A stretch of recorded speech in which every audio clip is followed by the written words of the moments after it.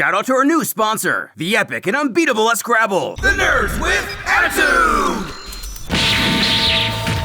I know you want to teleport, but you know, I'll predict where you teleport to.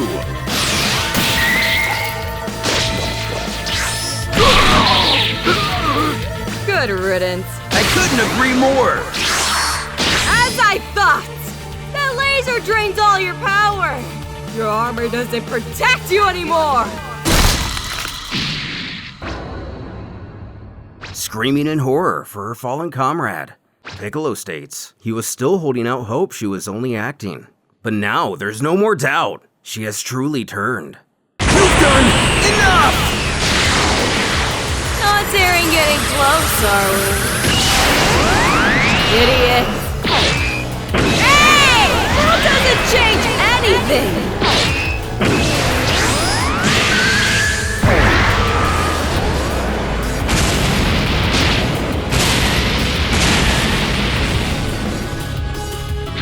The smoke clearing.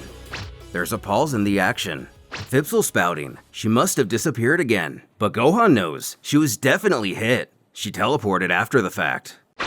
Finding her energy. She's taken down one of the Piccolos, stealing his senzu beans.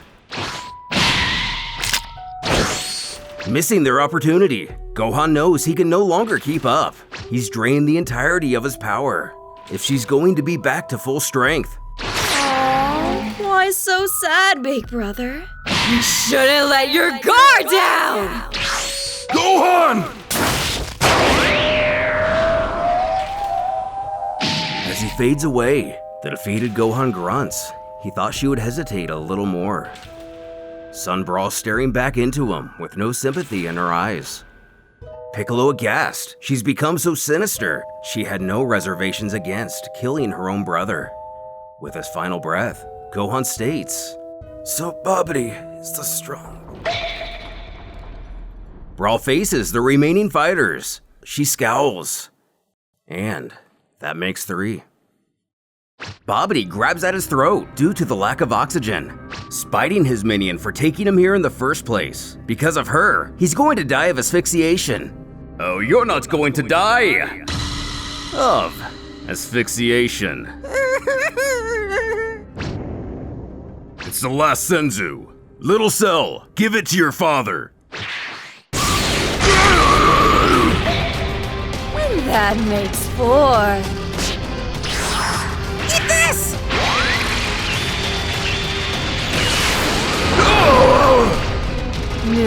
Nucleus, where are you?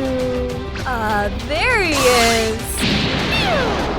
As the remaining Gohan feels Cell's energy disappear, he is now the lone warrior who can truly stand up to Brawl. But with MajinBlue, who knows what's possible? Reminding the creature he's the only one who can save his master now, explaining what he has to do. While Phipsil calls out to their adversary, scolding she was supposed to save the Hellites universe. Now look at her! As her Ultra Armor informs, there's only 1% energy left. The soldier decides to deactivate her gear, ringing out to the villain once more, inquiring if she's just incapable of keeping her promises. Taking a stance, she beckons her foe to remove her transformation, and they can fight one-on-one without any augmentations. But she has no interest in this proposal. Pathetic! Even with that armor, you're just carbonite!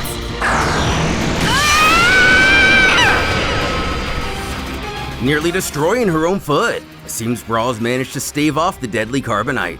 When Gohan sees this as the perfect distraction to sick Boo on her, telling the Cell Jr. on his head, this is their last chance, so get ready. Transform into a cookie!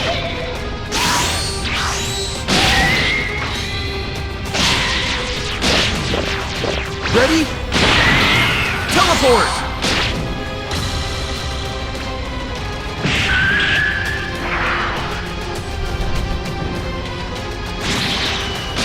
Their desperation shot failing.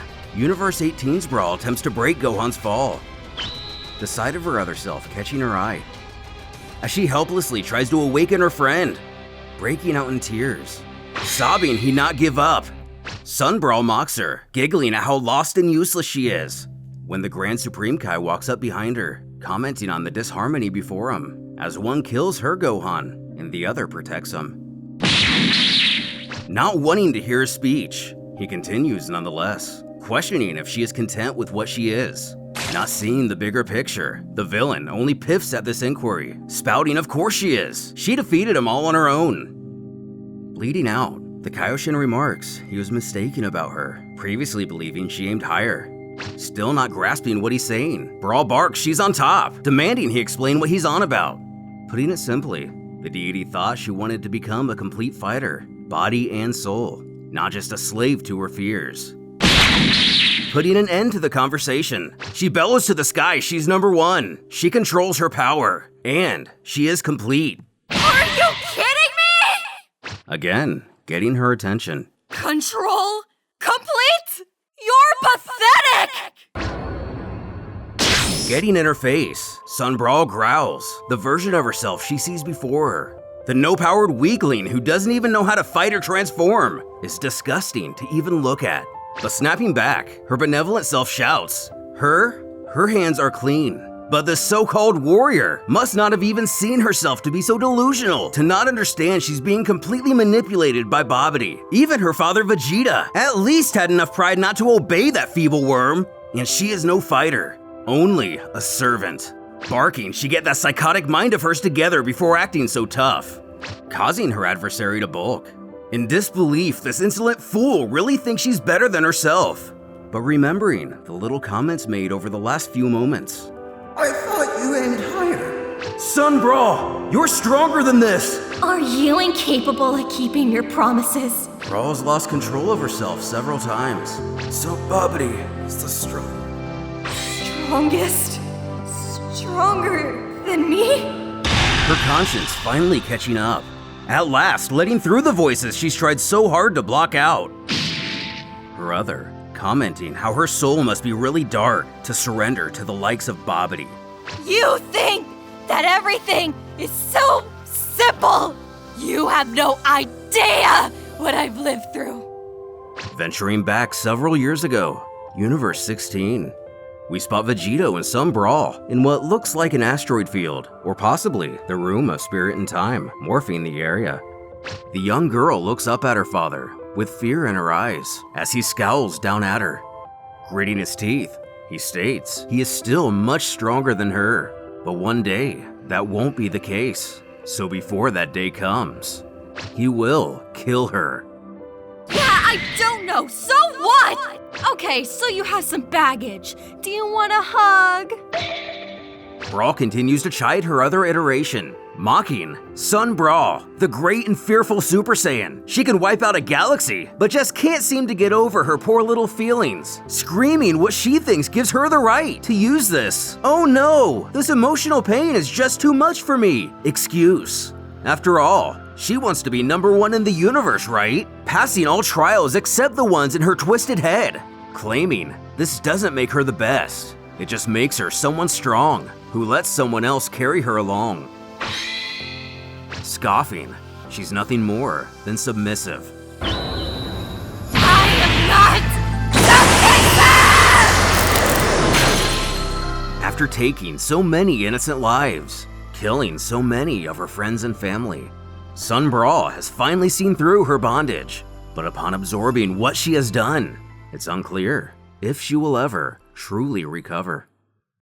And that catches us up with the mainline story of Dragon Ball Multiverse. Now the series is still going on. In the description, you can find a link where they post weekly updates. Huge props to Salagir for this insane dedication to the Dragon Ball franchise, as well as Asura, who took over most of the illustrations of the mainline story around chapter 36, whereas before, it was primarily handled by Gogeta Jr. Naturally, I want to extend my personal thanks to Fateful Words for her amazing performance as Brawl the last few chapters, and that scream at the end there just, so good! If you want to hire her for your project, and I highly recommend you do, you can find her information in the description as well. I also want to thank several other members of the Dragon Ball Multiverse team for doing their part to make this series everything it could be. So shout out to their event manager, the Barik, and to all the assistants, translators, special chapter illustrators, mini comic illustrators, fanfic writers, fanfic illustrators, moderators, and communication team on Twitter and Facebook. We'll continue the tournament here once it progresses a bit further. But for now, thanks for watching! Wear your masks in public! And brush your teeth to avoid cavities!